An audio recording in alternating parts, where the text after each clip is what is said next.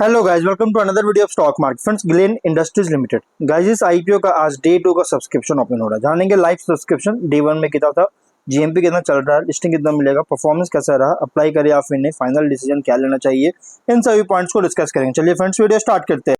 तो guys, IPO 8 जुलाई open हुआ था, 10 जुलाई कल के दिन क्लोज किया जा रहा है। 10 रुपीज का फेस वैल्यू है, 92 टू 97 रुपीज पर शेयर की प्राइस बैंड, और लॉट साइज 1200 शेयर्स का। फ्रेश कैपिटल आईपीओ 63 करोड़ का इशू किया जा रहा है, 65 लाख शेयर्स का।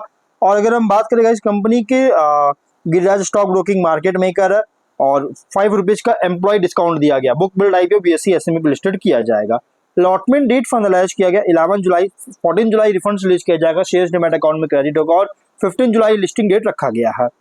वहीं अगर हम इसके लॉट साइज की बात करते हैं, इंडिविजुअल ओनली 2 लॉट अप्लाई कर सकते हैं, 2400 शेयर्स मिलेंगे, 2,33,000 रुपीज का अमाउंट पे करना होगा। इसलिए गाइस आप 2 ही लॉट अप्लाई कर सकते हो, और 2 ही लॉट आपको अलॉटमेंट किया जाएगा। सॉरी, आपको अलॉटमेंट जो है, अगर इस आईपीओ में 50 टाइम आईपीओ का सब्सक्रिप्शन क्रॉस होता है रिटेल में, तो आपको 1 लॉट ही अलॉटमेंट होगा, और उससे अगर लोअर होता है 2 लॉट होने के चांसेस हो सकते हैं। अब स्मॉल एचएनआई की बात करें तो मिनिमम 3 लॉट 3,50,000 रुपीज का अमाउंट पे करना होगा, मैक्सिमम 8 लॉट 9,31,000 रुपीज का अमाउंट पे करना होगा। तो गाइज अगर आप एचएनआई में, अगर इस आईपीओ में 40 टाइम एप्लीकेशन क्रॉस करता है, तो गाइज आप 3 लॉट अप्लाई करें चाहे 8 लॉट मैक्सिमम अप्लाई करें, आपको ओनली 3 लॉट ही अलॉट किया जाएगा।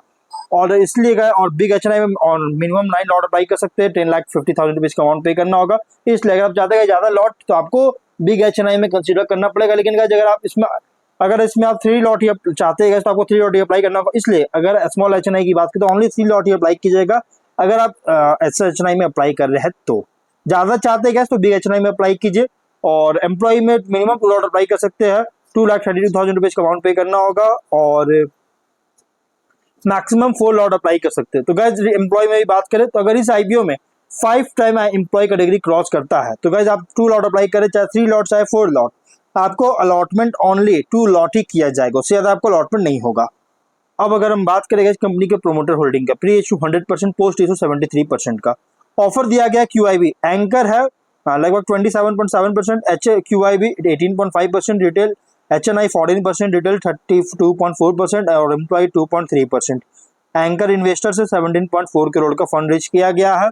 अगर हम इसके सब्सक्रिप्शन की बात करेंगे गाइस, तो कंपनी में सब्सक्रिप्शन अगर देखा जाए ना, तो लगभग इसका सब्सक्रिप्शन क्यूआईबी से बिल्कुल भी नहीं है गाइस। 0 रुपीज का 0 टाइम सब्सक्राइब देखने को मिला है।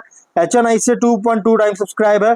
9 लाख शेयर्स में से 19,84,000 शेयर्स का बीट किया है, और 19.2 करोड़ का। और एचएनआई से और रिटेल से 2.24 टाइम सब्सक्राइब है। 21 लाख शेयर्स में से 47 लाख शेयर्स का सब्सक्राइब किया, 46 करोड़ का। गैस देखिए, एचएनआई और रिटेल में ओवर सब्सक्राइब है, क्यूआईबी में एकदम सब्सक्राइब नहीं है। एम्प्लॉय में 0.14 टाइम, मतलब कि 14% ओनली सब्सक्राइब है। 21,000 शेयर्स का 2 लाख का 21 लाख का सब्सक्राइब, बहुत ही लो सब्सक्राइब है एम्प्लॉय में। टोटल है 1.5 टाइम का, 67 लाख सब्सक्राइब, 67 लाख शेयर्स का बीट किया गया, 65 करोड़ का। 2306 एप्लीकेशन सबमिट हुआ है। गैस फुल्ली सब्सक्राइब देखने को मिला, जिसमें से क्यूआईबी और एम्प्लॉय बहुत ही लो सब्सक्राइब है। लेकिन गाइज रिटेल और एचएनआई ओवर सब्सक्राइब देखने को मिल रहा, सेम है लेकिन ओवर सब्सक्राइब देखने को मिल रही है। अब अगर हम बात करें गाइज कंपनी के जीएमपी का, इसका जो जीएमपी भी ट्रेड कर रहा है, 30 रुपीज का जीएमपी देखने को मिल रहा है। 31% की लिस्टिंग एक्सपेक्ट कर सकते हैं, विच मीन्स 127 लिस्टिंग एस्टिमेट हो सकता है। गाइज बहुत ही अच्छी लिस्टिंग दे रही है कंपनी। बिजनेस की बात करेंगे तो कंपनी का जो बिजनेस है, देखिएगा तो 2007 में इनकॉर्पोरेट हुआ था।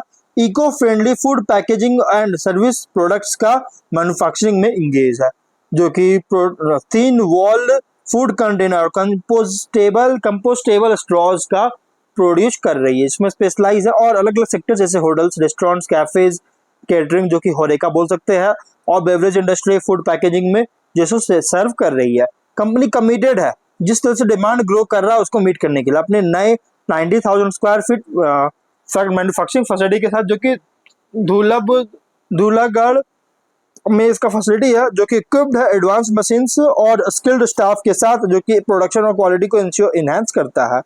प्रोडक्ट्स को Europe, USA, Australia, middle east, Africa में एक्सपोर्ट करता है, जो कि लोकल प्रेफरेंस को भी टेलर कर रही है। लगभग 25 लॉयल कस्टमर्स है, जो कि रिफ्लेक्ट कर रहा है कमिटमेंट का, रिफ्लेक्ट कर रहा है क्वालिटी और कंसिस्टेंस को लेकर, जो सो कमिटमेंट का। प्रोडक्ट में है इसका पोर्टफोलियो में thin wall food containers, compostable straws. 31 मई के अकॉर्डिंग 306 परमानेंट एम्प्लॉइज है।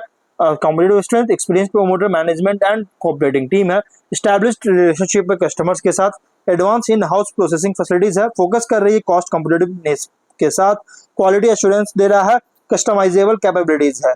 यहाँ पे देखिए कंपनी का बिजनेस अगर हम बात करेंगे ना, तो इसका जो बिजनेस है अगर देखा जाए तो गाइज ये मैन्युफैक्चरिंग मार्केटिंग करता है diverse range of food packaging और सर्विस प्रोडक्ट्स का।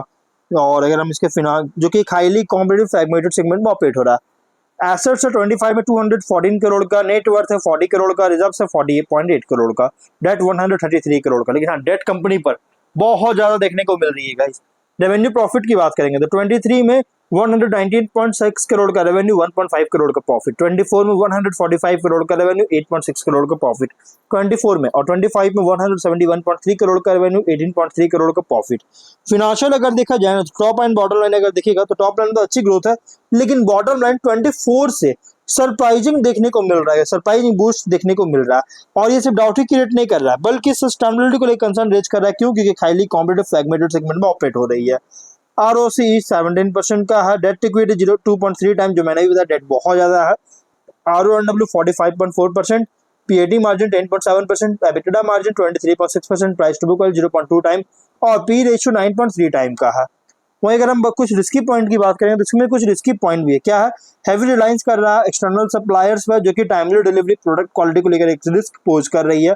और रॉ मटेरियल प्राइसेस में या वोलेटाइल हो सकता है, ग्लोबल अनसर्टेनिटीज भी अगर होता है तो मार्जिन और सप्लाई प्लानिंग को भी इम्पैक्ट कर सकता है। नॉन कम्पीट का कमी देखने को मिला सिमिलर सब्सिडियरी के साथ, जो कि कॉन्फ्लिक्ट या इंटरनल कंपटीशन का रिस्क रेज कर सकता है।